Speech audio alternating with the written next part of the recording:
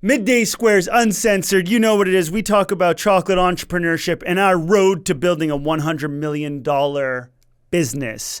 Today's episode is an important one, but before we get into it, guys, we put so much effort into this podcast.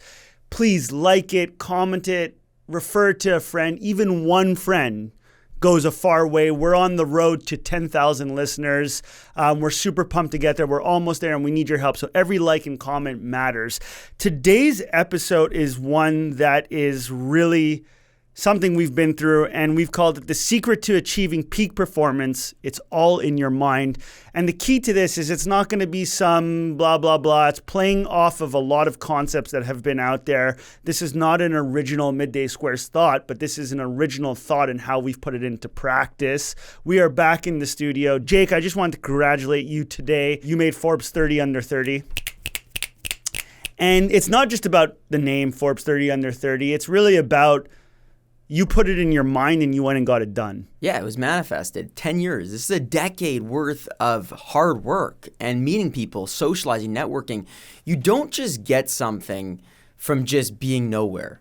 You get something from going after it. You know, we had an article written in a great French newspaper here in Canada, and it's a phenomenal paper. Vive la Montréal! Vive la Montréal. We support Montreal. We love Montreal. It's our hometown. We're putting Montreal on the map for chocolate. You? Anyways, no, but it was about the Forbes 30, and they were proud. The actual broadcasting company was proud that a Montrealer was on the cover of Forbes. And when they wrote the article, you start to read some of the comments in the thing, and some of these individuals, the first thing they do in their mind is they can't understand why someone would achieve that or be able to achieve that from where they live.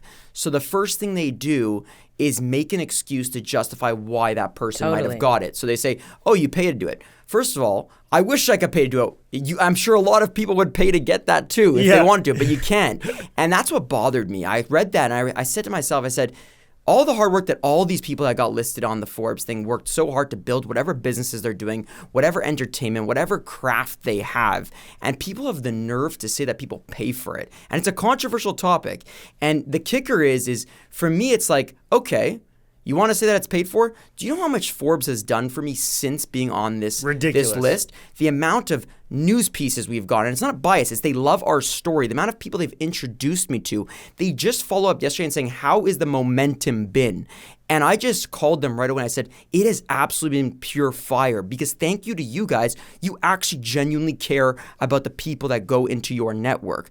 That is what Forbes 30 is. It's nothing to do with just a little piece of an award. Most of the time, these awards are just awards. This one actually enters you into a completely different network that opens you up, which gives you more doors, which grows your business and grows your friends. How about this? You don't need to justify it. Yeah. I agree. Fuck everybody that feels that way, because at the end of the day, you're the one on the cover of Forbes. For the record, I just want to say before we move on to subject matter, I called the Forbes 30 on 30 for you. I called it. I said it like 3 years ago. I'm like, you're getting this. This is you did. This is like a non-subject matter. It really is all about the mind, but the mind is, and that's what we're going to really distill on this show right now, is the mind is really, really strong in many different ways, in how you convince yourself into things, in how you perceive yourself, all this jazz.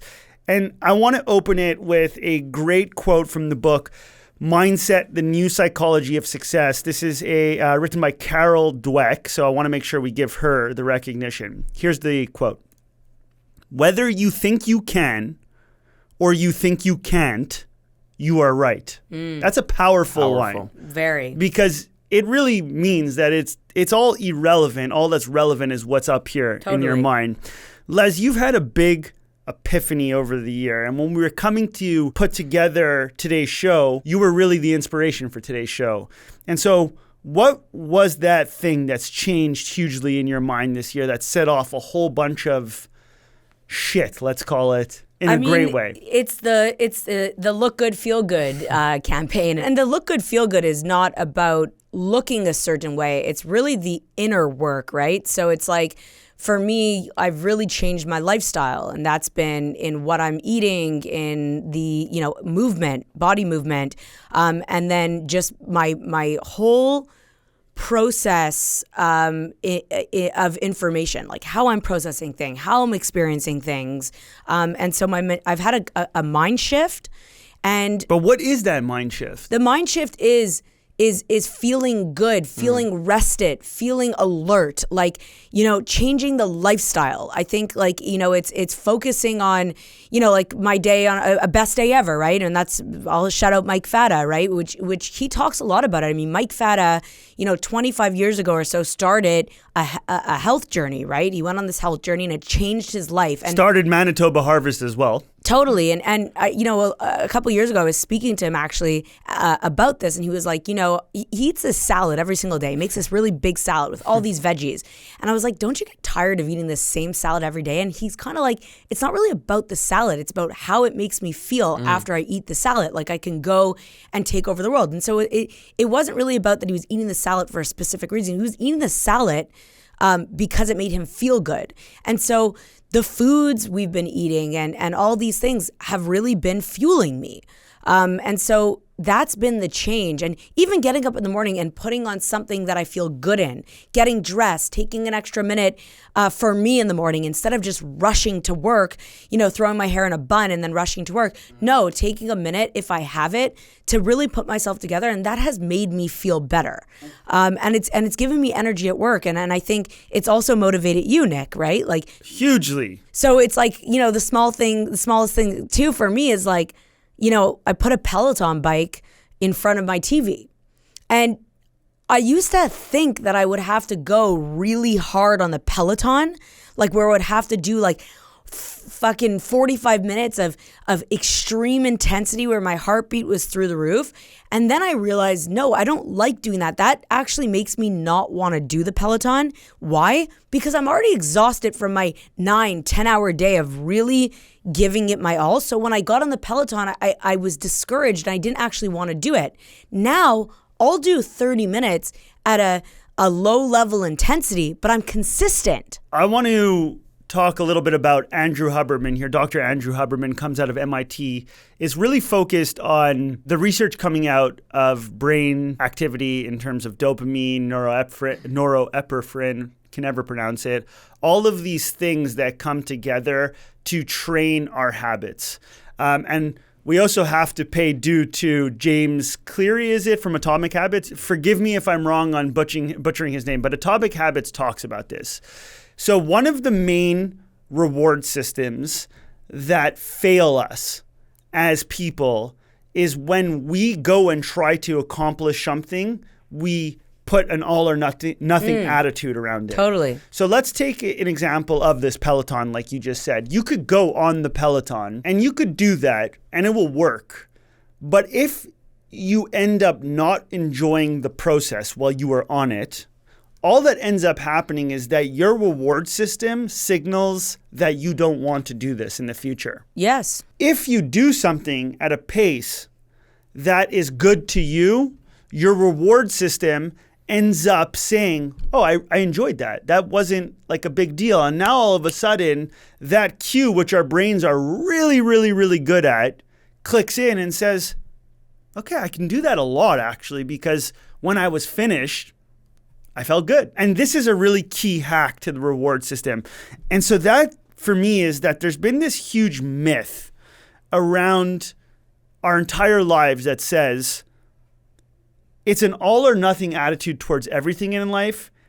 And if you aren't in that all or nothing, you aren't really doing it. That's a myth. Yeah, but I think it comes down to confidence, because when I started getting back into exercise, okay, I went to a spin class and it was a smaller spin class. I was definitely out of place. Everybody, I can already tell, very experienced spinners, very in shape. So because I had that all or nothing mindset, I went really hard. During the spin, my ears had a horrible sensation. Pain. My whole body felt like shaking, okay? It felt really wrong. I didn't listen to it because I was insecure of what the people were going to think if they looked back at me and saw me not keeping up with the class. When I went into my therapy session with Jim Gavin, I unpacked that. We worked on it, and what he said was, it look what you did to your body based on not having the confidence to just say, I'm in this class to ride, to do what works for me, to listen to my body, to feel good. I don't need to go extreme because that's not going to work for me. And that's propelled into all of the exercise I'm doing right now. You know, I go to a class, I do 45 minutes. And you know what? There is a culture, a negative piece around this because people do judge you. The trainers get mad when you leave early. People look, they make comments like, why are you leaving? Push another 15 minutes. No, I don't want to push another 15 minutes. Who gives a fuck? Right? That 45 minutes was good for me. That's when my body said stop. But there is a culture piece around this and it's hard, right? It's just small wins every day. You forget about the big ones. Like, you know, we all are taught through everything. You must get a high grade in school. You must do this to get into this program. You must have the best job interview to get the job. It's all fake news. The whole thing is fake news because at the end of the day, I have stayed consistent working out for 10 years now. 10 years of my life, I went from very high intensity to an addiction. I probably had a mental health issue with that addiction because I was so obsessed with working out that it actually hurt me mentally and I was always worried. I was stressed. I had anxiety. Now I work out the way I want to work out and my body has stayed absolutely the same or even gotten stronger. My arms are the size of my legs. I kid you not. They look the same. Are your legs big or small? They're big, but my arms are massive. Like I literally, and I say this with I'm happy to show you pictures in the notes. But are your arms the size of your legs? Yes. Okay. They're literally, my biceps are huge. But the idea is that I didn't go harder now than I did 10 years ago. I've stayed just consistent. It has become a lifestyle for me and I enjoy it. When I first started the all or nothing mentality, it was horrible. Yes, I saw my results, but I mentally was not happy. I was actually miserable. Yeah. Today I see the results and I'm happy and I'm fired the fuck up. That's You're reaping the rewards. Reaping the rewards. But I read something the other day, I think it was The Power of Momentum, the book, and it basically says, instead of what people do in January, we're in January right now, is they do this New Year's resolution stuff. So they basically commit to a 3-week goal of, I'm going to do this amount of workouts. I'm going to get this amount of results. I'm going to lose 25 pounds. I'm going to gain 10 pounds of muscle. Whatever the numbers are, they commit to that in their brain. They tell themselves that's the only way. What happens if on week 1.5 you break your ankle? Are you still going to work out? Are you still going to have your mental strength of hitting your goal? You probably aren't because you have an external factor that absolutely crushed your spirit of doing it. Now your brain goes down this path where it's like, shit, I just might as well give it up. And you go down something called negative momentum where your intention now switches the other way. And slowly, once you recover, you think you're getting back to that gym. I don't think so. So you choose where you want to go on your intention, your direction of your momentum. But most importantly, if you don't consider these big goals of just you have to hit this, your brain has to take you there and you take it day by day, not month by month or year by year, but day by day. I want to win. I want to win something today, then I'll win something tomorrow. You wake up every day starting fresh. It's a brand new start to win. Your yesterday does not mean your today. Doesn't matter. It doesn't make a fucking difference. It's your mind. That, for me, I think a huge takeaway for the audience is I am by no means shredded or jacked. By no means.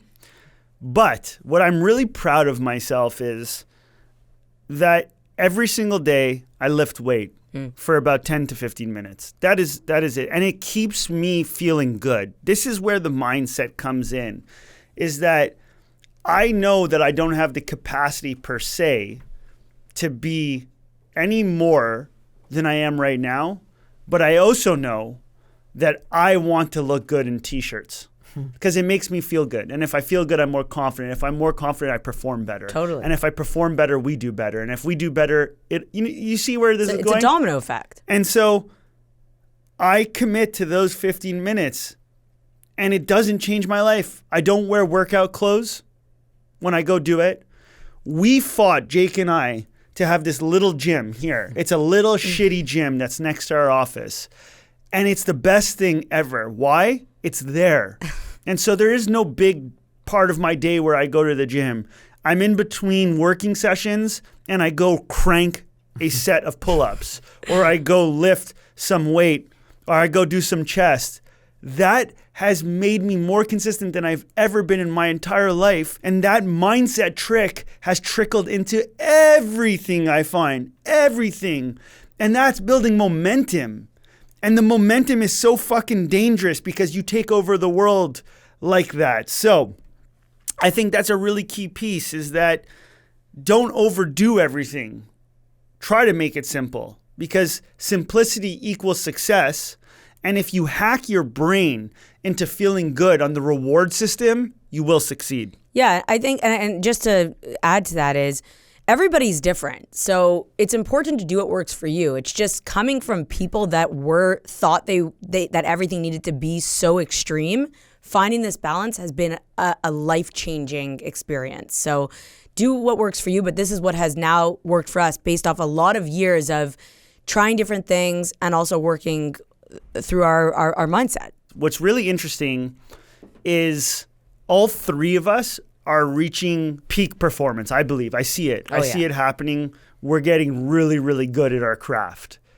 What do you feel you've done over the course of time, but most importantly in this last year where you're starting to see us all peak in performance? What are some of the keys that have been the mindset shift for you that have allowed you to unlock that next level? I think the study of momentum. I was watching one of my mentors, and he said that the power of momentum is one of the most powerful human forces that most humans don't know about. And when I started to look into it, I couldn't really understand this idea of momentum. I was just like, it sounds weird. If you look at the actual definition of physics, it's like, does that really apply to human nature? And as I studied more and more, and I didn't just study it for a month, I've been spending like a year and a half just reading about it, watching leaders that have it. And it started to all make sense that it is your choice on how you view momentum and how you use it. And there's this quote I'm going to take from John Maxwell, and it says, "Momentum is really a leader's best friend. Sometimes it's only the difference between winning and losing." And the reason why I say that quote is because the moment I started studying momentum, I started to gain more confidence. And the reason why is because I started to do things, small little things that would then lead to another thing, which would then lead to another thing, which would then lead to another thing. And then I looked at the flip side of when something bad happens, how deep do I go? And it goes very deep because I push it that way. So that is the negative momentum kicking in. So once you understand the force of momentum in human nature, you can actually accomplish anything. So I do start my day off with a little win. I read the book, Make Your Bed, or Start With Your Making Your Bed. The people in the Navy do it. The people in the Army do it because it is the first sense of pride of the day. When you have a sense of pride, it gives you one small tick. That small tick leads to another tick. And then I start to realize that I will start doing more momentum, give myself more momentum, which allows me to want to go into more uncomfortable situations, which the more I went into uncomfortable situations over time, the more confident I got in myself, the more opportunities I started to get, the more people I started to hang out with that I wouldn't have hung out with, which then taught me more things about life. I have become vast more wealthy in terms of knowledge solely due to momentum and understanding the power of it. That is my mindset change, is solely studying momentum. But this is exactly what Andrew Huberman talks about, which is you've hacked your reward system into this perpetual thing that becomes addicted to that is momentum. To growth. To growth. What I'm about to say, I say this with love. You are not a naturally confident person. And I think that's the biggest misconception of people when they see you, is that you are so powerful in your mindset that years ago you convinced yourself into confidence, even though at the beginning it may have not been natural, and now it's real. You've literally went from a situation of where you didn't have the natural confidence and you propelled yourself into natural confidence of where it is that perpetual motion. And that's the mindset shift that I think people need to hear, because you don't need to be born naturally confident to be extremely confident. Is anyone really born naturally confident? I don't believe so. Yeah. Momentum is something that if I didn't have it this year, I don't know if I would have survived this 2022. So obviously, we're back in studio, guys. So much has gone on at Midday Squares. 2022 was a very heavy year for us, extremely heavy. We went in January 2022 with a lot of fire.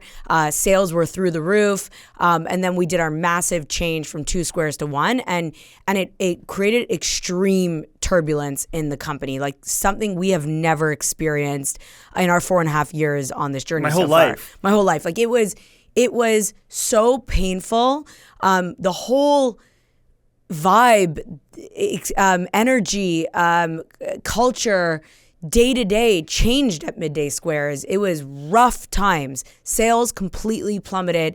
There was so many fundamental issues with the execution of the changeover. We're doing a whole video on this. It's called the recap video of 2022. It's coming out, and it's going to be painful to watch because it was painful. Now, in the time, so between June when this happened all the way to September, it was rough, okay? At that point, Jake started talking to us and introducing momentum. And at the point at Midday Squares where I felt like I was losing the most, the mindset change happened. And even though we were losing, because so much was going wrong as we were going through this turbulent time, I never felt like I was winning more in my life.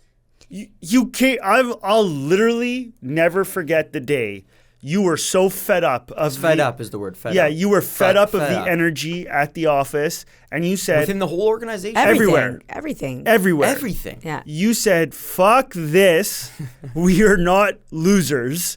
We are not losers. We have a fan base. We are doing something incredibly impossible. We need to be proud. From this day on, we are fucking momentum." You literally just looked at all of us, and all of us are just looking at you like, oh, how are we going to get this momentum? Yeah. But you're right. And then day by day, and you Slowly. felt the pendulum Slowly, swing. yeah. You literally felt the pendulum swing. Exactly. And it goes back to the quote that you just said. It's like, we're winning because of our mind.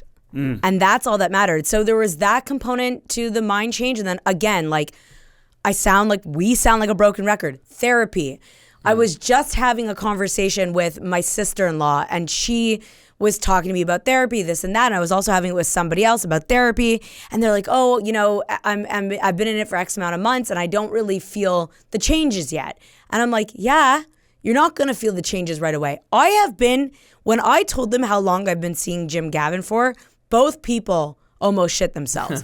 I have been seeing Jim Gavin for 12 years. 12 years, people, okay?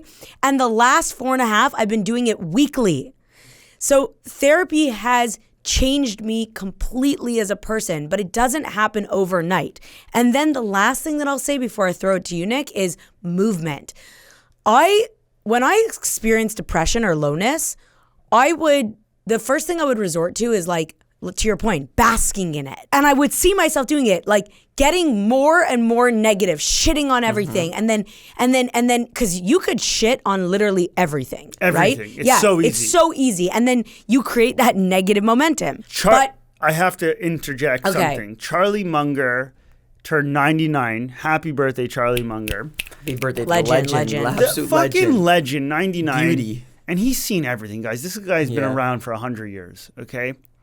He said, the one thing that I am repelled by because it only leads to negative outcomes is pity. Yeah. Self-pity It's It's death. the word. It's death. It is the worst. It has led to wars. It has led to mass executions. It has led to so many fucked up things. And I trust this man who's been around for 100 years and seen some shit. So that reminded me that self-pity is easy. It is. It's a destructive behavior. And It's the easiest thing to access. It is. And a small thing that has helped me actually get away from that is movement. So like in the summers, like I live in an area where you could walk around, but there's not much to see. But sometimes I would just be like, Nick, let's go for a walk. And we would just walk around with no destination. And it completely changed the chemicals in my mind. You're changing the momentum. Yeah, and it allowed me to get out of my funk. And so movement has been a big part of the change for me. Here's a little hack, though, Yes. on that aspect. And again, because this show is all about the power of the mind, right? Yes. Little stuff. So we realize on those walks that part of the fun of a walk is wandering. But people get so fixated on that they have to get home after their walk. But we have a thing called Uber now. Let yourself get lost in the process of having the no structure. Interesting. Because the second you have a destination to come home to, you're constantly using your brain to structure how you're going to get back home. But when you wander, and wander is one of the greatest tools that we have as humans, you discover. That means you don't have to worry about how you're going to get home. If you walk an hour in a direction, you get yourself home in a car when you're too tired. You stop when you are too tired. Mm-hmm. Yes. That is a beautiful thing that we've introduced to our life, where you wander. Yes. Wandering is something so beautiful. Anyway, create little hacks. I have 2 hacks. We have one more, but yeah. I just want to describe the picture that we were discussing before about June and how the momentum was so horrible. And this is the hack from it. The whole organization was on its tips and toes of almost collapsing in terms of obviously an operational collapse, but mental collapse, meaning that people wanted to throw the towel in. Yeah. The towel was at its hottest peak to just throw it. And it was so easy to just say, I don't want this pain anymore. But when I came in that day and I said, I'm fucking fed up. The reason why I said that was because if we continued with that momentum, the company would be closed. Yeah. And the reason being is because we were in a disgusting funk. We had an organization where the energy with some of the folks had that funk. Yeah. And that funk wasn't leaving. So somebody needed to come in and just pop it, even if it was artificial, and it's okay to have artificial momentum and adrenaline, because what it does is it might pique someone's trigger in their brain, subconscious or conscious, where it will say, holy shit, what am I thinking? Yeah. I need to get out of it. And that's what it did. It created an actual turn. Well, I think having vision is very important. But fuck it. It's your day by day. You choose it. I don't need to know that the company's going to be around in 6 months. Who gives a flying fuck? Exactly. It's today. But what do I feel today? You bring up a good point is the minute you get fear out, so the minute you stop caring about failing, you actually start winning. Picture you're in the cage in a boxing match. And you're against a fighter, right? And the fighter is swinging and swinging and swinging. All you're doing is defending. You're playing not to lose. You're not playing to win. And that's what fear does. It prevents you from winning. But I want to add 2 more hacks. Something that has helped me a lot is being in a safe space, or even on these walks, is taking out the garbage. Like allowing yourself a space to take out the garbage. And some people do this in journaling. Some people do this in so many different forms. But taking out the garbage and knowing that in this moment, you're taking out the garbage and then you're deciding when it starts and you're deciding when it ends. So you can control that ripple effect of negativity. So it's like sometimes you do need to take out the garbage, and that's okay. And the second hack is cut anybody in your life or put them on a notice if they are negative. Who you surround yourself with is very important. And I didn't understand that until I was older. And I've had really hard conversations with people in my life being like, look, this is what I'm going through, and I can't be around you if you're going to be negative and if everything is going to be an issue or you're going to complain about everything, because that brings me down. And that has helped me, control my environment. And it's key. There's a reason why everybody successful preaches the same shit. Because it's true. But you can't do it until I feel like you hear it a lot. And until you actually experience it, that's when you start understanding it. I know. And everybody listening to this will probably not do it until one day they're going to go through the process. And then they're going to come to their own realization, but that's okay. It's a huge process. And we all went through it. We all went through it. You can't hold on to people just for the sake of holding on. Let go. Let them out. And if they come back, great. If you come back to them, unbelievable. But if you don't, it's still unbelievable. For me in the last year, one of the key pieces to the mindset shift that's allowing me to reach the next level, still not there though, but is listening to the body really, really deeply. And I am a huge disciple. Like I said, this is going to be the 3rd time you hear me speak about Andrew Huberman, sorry if I'm botching it, is your body is built with incredible reward systems. Like it's literally, your reward systems are constantly telling you stuff. And so I stopped drinking alcohol, I don't know, 9 months ago, 8 months ago. Yeah. But I really hate speaking about it because it's such a weird stigma that is around alcohol, and people are always like, well, why did you do this? All these things, blah, blah, blah. Honestly, I'm going to be very honest. It's very simple. I didn't do it for moral reasons. I didn't do it because of studies. I didn't do it because people told me anything. All I did it is a year ago, I started becoming really in tune with when I'm having a great day at the office, I question myself. Why am I having a great day? And there's these patterns that emerge. Any fucking time I would drink anything, the next day was not a great day. I just felt either sluggish, lousy, and because midday anxious, on edge. Yeah. All these things, and because Midday Squares is demanding such peak performance out of myself, and what do we mean by peak performance? It's we got to deal with people all day. So I can't feel irritated. The more irritated I feel, the worse off I'm going to be in this A lot environment. of problem solving, The decision making. The alcohol thing's fucked, and I say it because I was in New Year's party the other day, and everyone was just like, let's take shots, and I was just like, I actually don't want to do that. And I started to realize that, like, at first I was hype in the daytime. I was like, yeah, I'm going to get drunk. I haven't got drunk because I stopped drinking too. Realistically, I've really prevented myself from drinking. You don't enjoy it. Don't enjoy it. It's not because of the studies, and it's not because Social pressure. You guys don't or have the an news. addiction or anything No. like that. You don't feel good after you I don't drink. enjoy the taste, and I don't enjoy the actual outcome of what happens. So then the New Year's party kicked in. I was like, no, I'm going to drink. It's New Year's. I started telling myself this. I started telling my brain. narrative. The narrative. You get the narrative. I was getting conned into that narrative. And then the party started happening, and I had one drink. I was like, I don't really like this. And I had a second one, and then people were like, take shots. Don't be a baby. You know, I was like, shit, am I really caving into this? And I did it. And then I was like, I'm done. After 3 drinks, I was over, and everyone was rattled. Like, they were just like, why aren't you drinking? You should drink. It's fun. It's New Year's. And I started to say, holy shit, we as a society need to change this because Big time. This is not healthy. pressure is not right. The pressure is not right. You have problems with pressure for people doing bad things like criminal behaviors or things like that. This is the same fucking thing. It might be coming from good intention, or subconsciously it's an insecurity that you're promoting on somebody else. Yes. I don't need to feel drunk. You can't have fun or you can't elevate to where they want you to. But I think ultimately, why do we want to drink or do these things? Normally because we want the dopamine release. We want to let loose. We want to have fun.